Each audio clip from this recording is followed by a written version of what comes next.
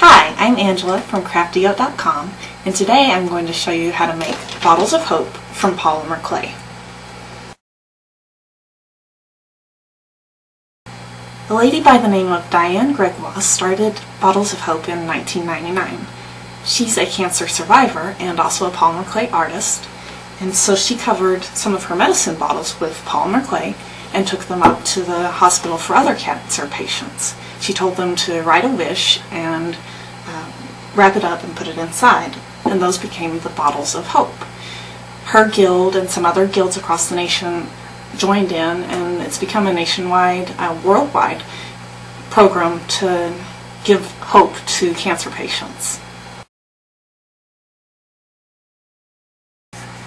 The first step in making your own Bottles of Hope is to find something to cover.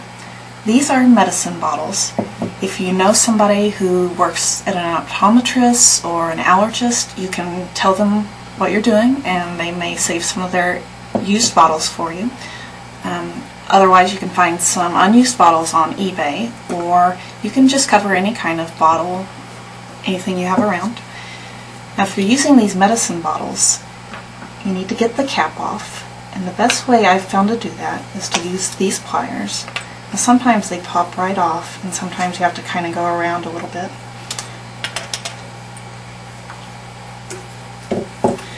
Now you can save this rubber stopper if you want to and use it as part of your lid later on, but you don't have to. You can make a stopper out of polymer clay. And once you do this a few times, it gets pretty easy. The next thing I'm going to do is boil my bottles. So I'll just put them in some water, heat that up, boil it for a few minutes, and that way not only it will take care of any contamination issues, but it also makes the labels a little easier to peel off. Here's a couple that I've already boiled, and as you can see, the paper labels will come right off after you've boiled them. First thing I like to do when I'm covering my bottles is to rub a little liquid polymer clay all over it. This is optional, but I like to do it because I feel like the consistency of this liquid clay kind of catches the regular clay and helps it stick as I'm working. Some people use glue instead and just rub glue on it and let it dry. The next step is to use your pasta machine to roll out a sheet of clay that's big enough to wrap around your bottle. I've already rolled this one out and I went ahead and decorated it. I just used the torn paper technique on this one, but you could cover it with canes, you could do a Skinner blend, there's all sorts of options for that. And to cover the bottle, the first thing you want to do is trim the leading edge and then your top and bottom edges about even with the bottle, and then roll both the bottle and the clay together just until it meets, and then roll it back and cut at the line where they met.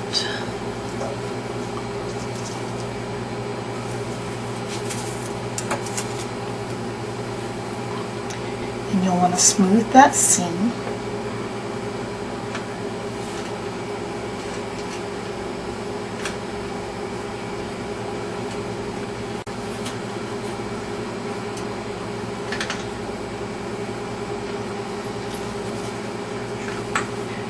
I like to use a knitting needle. You could use any rounded tool to press in the neck of the bottle.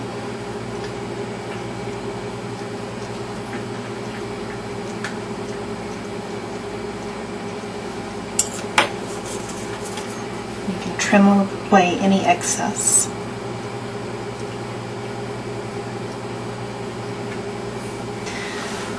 The bottle itself is covered, and now I'm going to use a cookie cutter to cut out a size that fits the bottom. And I'll just use the same clay sheet. If you don't happen to have a cookie cutter the right size, You could always just eyeball it, flatten a disc, or you could make a paper template to cut it out the right size. And again, you're just going to smooth that seam.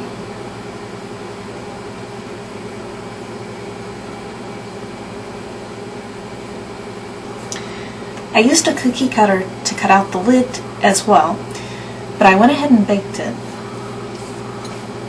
And I'm going to use some raw clay to create a plug. I'm kind of rolling this into a cone shape.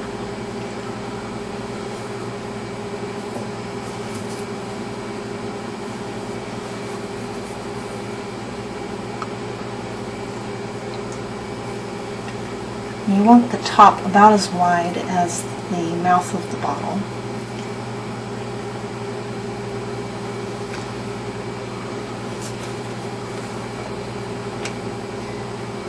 Use some liquid clay to attach these two pieces.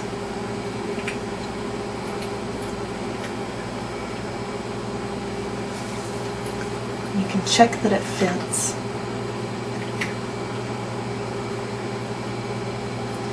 If you have any trouble with the clay sticking in there, you can try dusting it with some baby powder, and that'll help. And you actually want to bake this again, but bake it separate from the bottle. You don't want to trap air in the bottle while you're baking.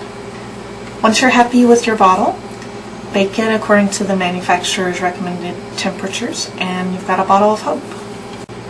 Of course, there are a lot of options for making your bottle of hope unique. You can do some interesting things with your lids. You can make a sculpture. You can even leave the bottle mostly bare and just have something interesting hanging inside. That's part of the fun of Bottles of Hope, is making it your own style and making it something that'll speak to somebody else. If you want some more information about Bottles of Hope, they have a website, bottlesofhope.org, and it has a lot of information on getting started, where to find bottles, that sort of thing. I also have some resources on my blog, which is blog.craftygoat.com. And I hope you'll get involved in the Bottles of Hope program. It's a really neat program. They're a lot of fun, easy to make, and it's a good way to brighten up a cancer patient's day. Thanks for watching.